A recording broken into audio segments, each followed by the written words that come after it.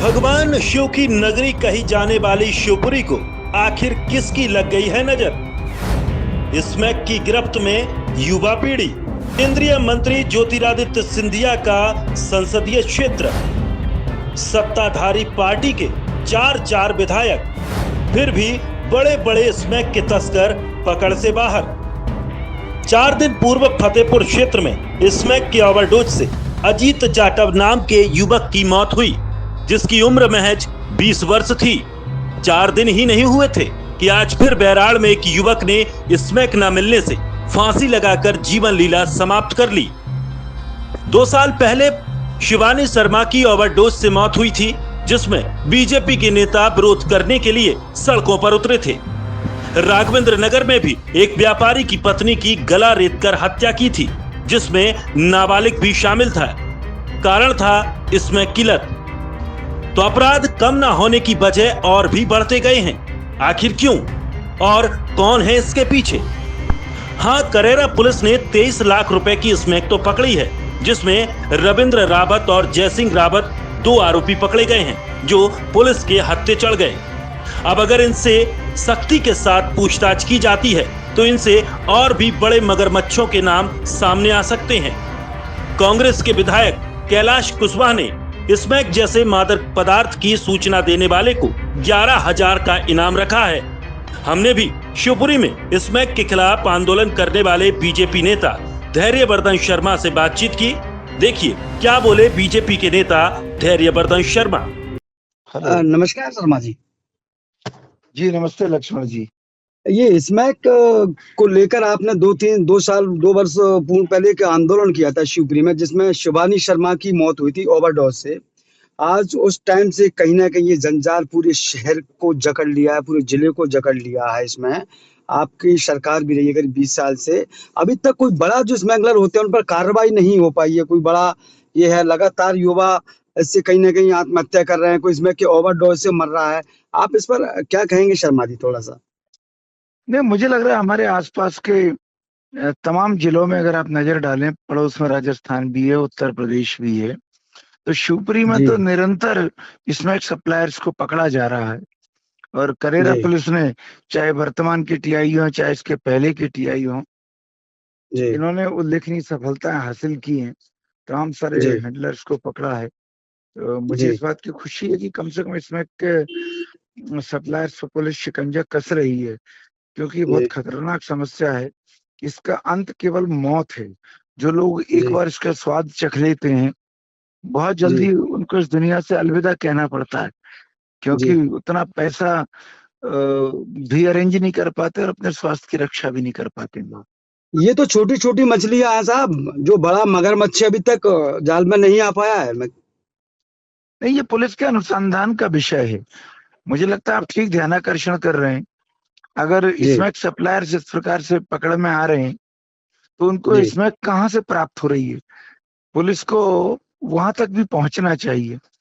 जब तक मुख्य सप्लायर्स पर पुलिस हाथ नहीं डालेगी, उनके सबूत नहीं जुटाएगी, तब तक मुझे लग रहा है ये सिलसिला आसानी से नियंत्रण में नहीं होगा। क्या कोई राजनीतिक संरक्षण है? कैसा लगता है भी आपकी रही है 20 साल से? कुछ विपक्ष भी एक आरोप लगाता है कहीं ना कहीं इसमें राजनीतिक संरक्षण बताया जाता है विपक्ष का। नहीं, मैं इसको शरीर से नकारूंगा। देखिए, कोई व्यक्ति नहीं चाहेगा कि किसी की मौत हो, नशे के ओवरडोज से किसी को कोई परेशानी हो। इस प्रकार का कहीं कोई मीडिया के लोगों के पास भी इस प्रकार का कभी कोई बात सुनने को नहीं मिली कि किसी भी प्रकार का कोई राजनीतिक संरक्षण किसी को है। अभी तो लोगों को पता ही नहीं कि ये आखिरकार सप्लाई हो कहाँ से रही है। तो मैं भी पुलिस अधीक्षक शिवपुरी से संदर्भ में बात करूंगा कि वो मेन हैंडलर्स तक पहुंचे, तो शायद ज्यादा उपयोगी होगी कार्रवाई। जी बहुत बहुत धन्यवाद जुड़ने के लिए। जी थैंक यू। मेरा नाम सनी है। सनी, ये जो आपके भाई की मौत हुई है, कैसे क्या हुई? ड्रग्स के कारण सर। ड्रग्स लेता था? ड्रग्स लेता था। आपकी समझाइश के बाद भी नहीं माना क्या? सर ड्रग्स लेता था, समझाते थे, लेकिन ड्रग्स तो चाहिए ना, ड्रग्स का शिकार बन गया वो। ड्रग्स बेच रहा है खुले में आए दिन। मेरे घर के सामने कैसे क्या हुआ इसके साथ? कब ले गए थे इसको? इसको दौरे पड़े थे 4-5 दिन पहले। हाँ। उसके बाद में एक ही दिन में 4 बार पड़े थे, लेके गए थे। हाँ। उसके बाद में फिर छुट्टी कर दी थी उनने, हॉस्पिटल वालों ने। फिर जो है उसके बाद में फिर दर्द हुआ था सिर में, उसके बाद में फिर रेफर कर दिया ग्वालियर। उसके बाद में बुरी तरह चिल्लाता था और दर्द से सहन नहीं हो पाया और जांच भी खूब कराई, खूब इलाज किया, लेकिन ड्रग्स ने अपनी जगह में उसको ले लिया और ड्रग्स ने उसको शिकार बना ही लिया। वो ड्रग्स फतेहपुर में और पूरे क्षेत्र में, शिवपुरी में बहुत ही ज़्यादा खुलेआम बेच रहा है, खुलेआम ही बेच रहा है, दूध शक्कर की तरह बेच रहा है। कोई आया तो सरी मैं पकड़वाऊँगा ना, ड्रग्स को कितना पकड़वाना है मुझे पता है ना, कहाँ बेचती है। कोई आया मेरे साथ, कितनी ड्रग्स पकड़नी है, मैं व्यापारी को मैं सबको पकड़वा दूँगा, मुझे सब पता है कहाँ बेच रही है, कौन कौन बेच रहा है। कोई मुझसे पूछना चाहे तो मैं सब बता दूँगा, मुझे पता है ना, मेरा भाई पीता है इसलिए मुझे सब जानकारी है। क्या इस बात की जानकारी पुलिस को भी थी क्या? पुलिस को क्या, सबको जानकारी है, सबको जानकारी है।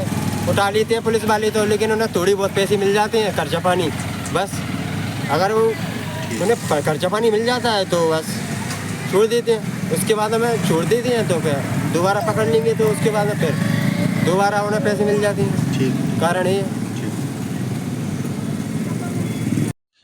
आज की प्रेस कॉन्फ्रेंस इसलिए रखी गई है कि करेरा की टीम द्वारा एक बहुत बड़ी कार्रवाई स्मैक के विरुद्ध करी गई है। कुल 115 ग्राम स्मैक इन्होंने पकड़ी है, जिसका बाजार मूल्य लगभग 23 लाख रुपए है।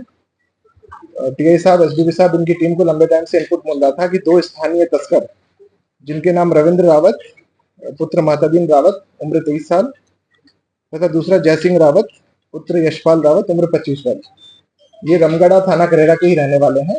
और इनकी शोहरत ये थी, मुखबिर सूचना भी थी, ये लोग पास के जिलों से, खासतौर पे 12 से स्मैक लेके आते हैं और बाद में छोटे छोटे पार्ट्स में हमारे जिले में सप्लाई करते हैं। तो हमारी जो टीम थी उसने इनके पीछे अपना पूरा सूचना संकलन करते हुए नाकाबंदी करी और महुआ नदी के पास में आज इनको पकड़ा। पकड़ने के बाद में इनके पास से जो मात्रा मिली है वो 115 ग्राम है और बाजार मूल्य इसका 23 लाख रुपए है। मैं आपको फिर बताना चाहूंगा, अभी कुछ ही टाइम पहले करेरा